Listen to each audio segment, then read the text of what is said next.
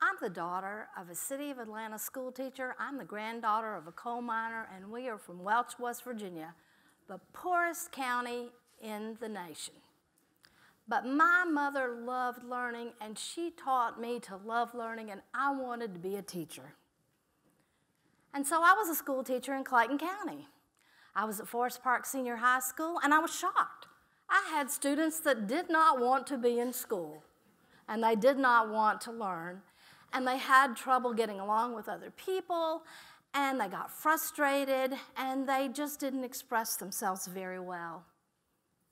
Although I left teaching and went into law, I never left my children because I went to juvenile court and I volunteered, and eventually I became the judge.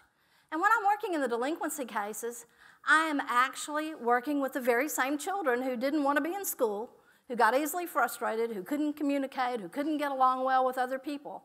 And I'm like, well, you know, I'm going to have to start earlier than the teen years if I'm going to get them to love learning.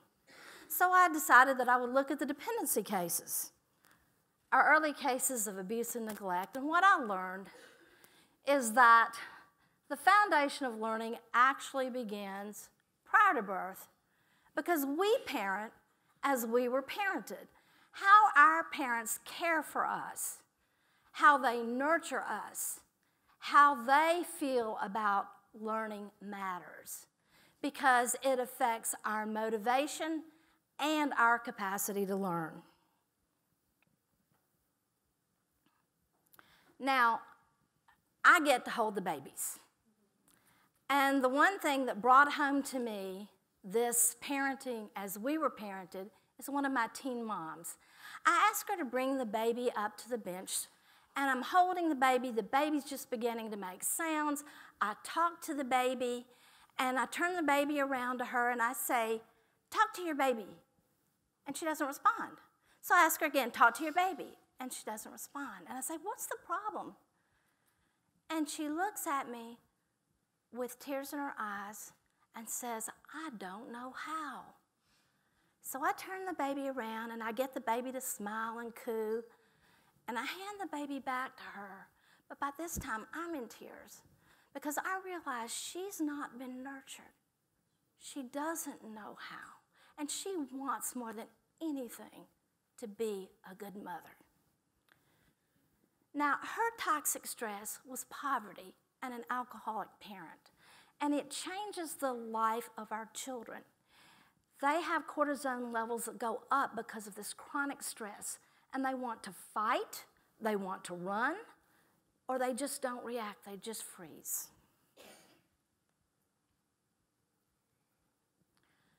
This chronic stress changes their trajectory because it changes their body and it changes their brain. It puts them at chronic risk for asthma, diabetes, heart disease, and cancer. And their brains are actually smaller, their bodies are smaller because they are concentrating on surviving. And as a result, they don't get the words, they don't get the vocabulary, and behavior becomes their language. But what matters most to our children who are coming out of these chronic stressors of poverty, substance abuse, mental health, domestic violence, is having a safe, appropriate adult who will meet their needs on a consistent basis. And when a child's needs are met on a consistent basis by someone who loves and nurtures them, they can self-regulate.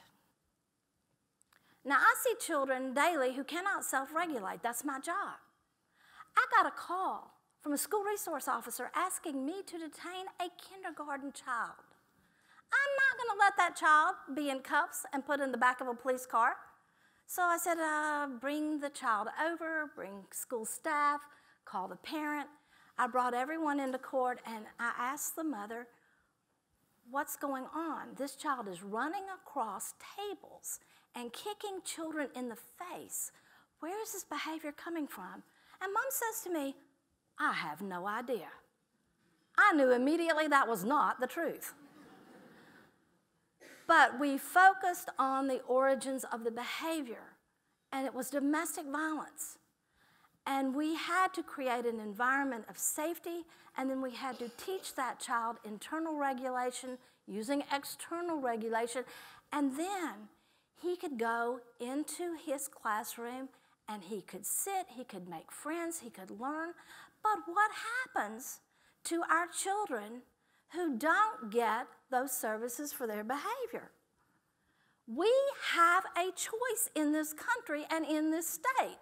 We can raise our children up and we can build up our state and our nation by giving them access and education to overcome the very, very serious stressors in their lives. Or we can raise this country and this state by putting children out of school because of their behavior. This pipeline to prison has to stop. We can't.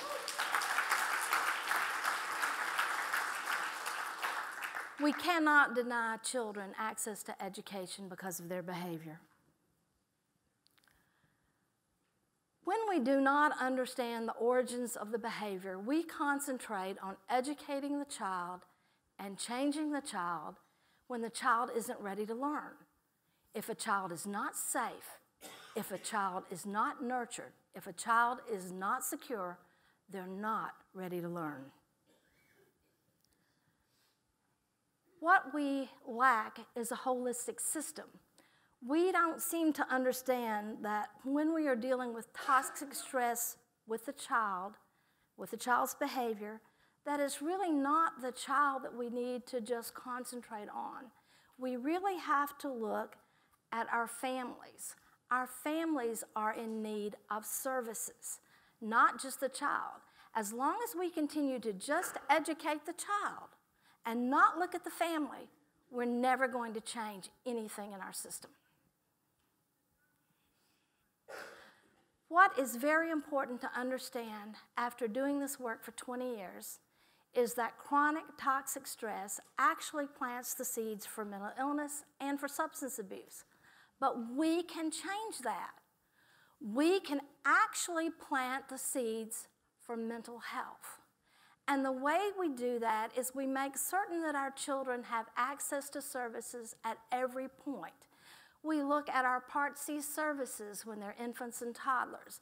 We have early Head Start and Head Start for them as they are entering our education system. We use our special education services as they become available. But more importantly, we change the system that we have right this minute that says we have no mental health services. We can't serve children under the age of 7. That is not true.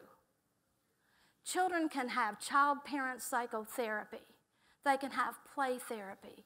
They can have child-parent interactional therapy, and it will change the dynamics for that child. It will change the dynamics for that family, and it will allow that child to have what that child needs to come to school and be able to learn. But we can't get a child healthy and still have mentally ill parents. So when we build our system for child mental health, we also have to build it for our parents and our caregivers. You are our leaders. You make decisions at the legislative level, at the judicial level, at the executive level, at the budget level, and you have a choice on how you are going to invest. And I am asking you to remember that we in Georgia are leaders in early education. Let's raise Georgia. Let's raise America. Let's educate all of our children regardless of their behavior. Let's not raise America and tear down Georgia by putting children out of school because they have impaired parents who don't meet their needs. Education is their only opportunity to escape an environment of extreme toxic stress. And if we love our children, if we nurture our children, if we care about our children, if we educate our children, then we can provide them a safe and appropriate future, not only for them, but for all of us. And I urge you, I absolutely beg you and implore you to please educate all of our children. Thank you.